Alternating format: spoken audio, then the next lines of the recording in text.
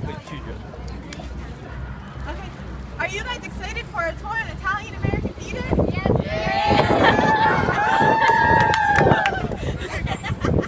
Thank you guys so much.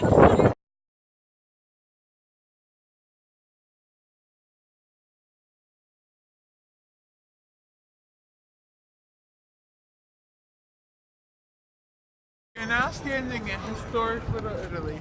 This marvelous place vividly encapsulates a point in time where there was once an Italian ghetto. Picture the streets here with produce-laden push carts, sweaty horses, and carriages, the old law tenements and laundries hanging from fire escapes. Picture crowds of struggling immigrants and laborers making up audiences for theaters and nightclubs. On these very streets came inspiration for subject matters of original plays, comic skits, and songs, as well as the birthplace of some famous composers, writers, and playwrights. Italian American theater sprang to life in New York City shortly after waves of Italian immigrants poured into this country in the 1870s. The mass migration brought both the performers and the audiences necessary for theatrical entertainment. Hungry for recognition, support, and social exchange, the men and women from Italy formed amateur theatrical clubs as one way of satisfying emotional needs. By 1900, the community had produced the major forces that created the Italian American theater of the ensuing decades. On these streets were the scenes of comedy, tragedy, vaudeville, and radio, featuring stars like Mimi Cecchini, Guglielmo Ricciardi, Conchetta Arcamone, Antonio Miore, Rita Berti, Farfarfiello, and Olga Barbado.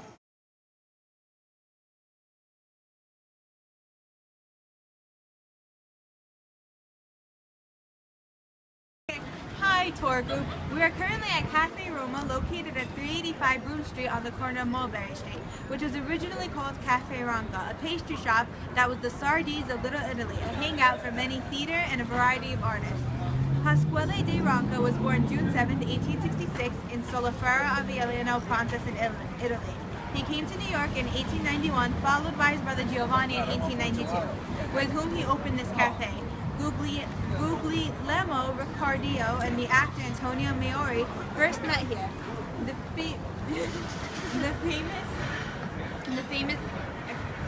famous Pulcinella.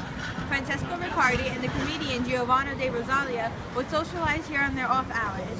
The comic impersonator Farfarfiello lived nearby at 57 Kenmore Street, which is right up there, and would sit quietly at a corner table, sip his espresso, and study the local characters that he would recreate on stage. Later, circa 1911, Pasquale Ronca imported singers from Italy to perform at the Brooklyn Academy of Music.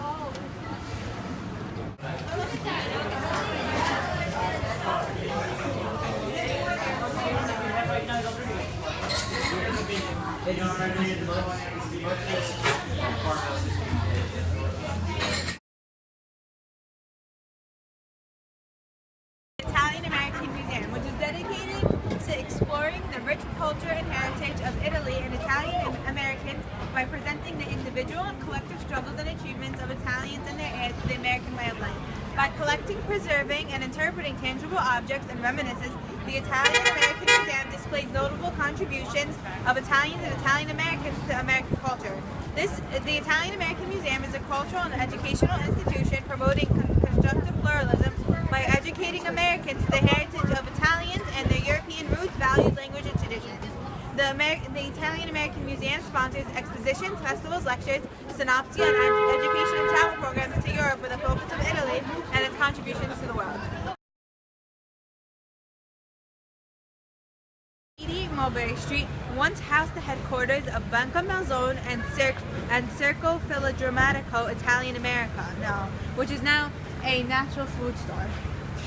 This store reflects the ethnic change of the old neighborhood as the Chinese American community now occupies more and more of the streets and buildings formerly owned and operated by Italian immigrants.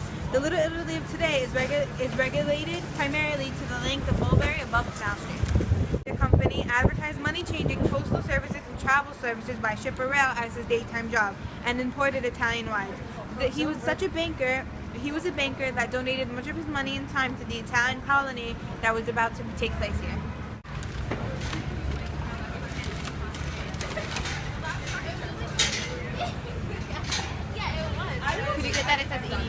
did that already.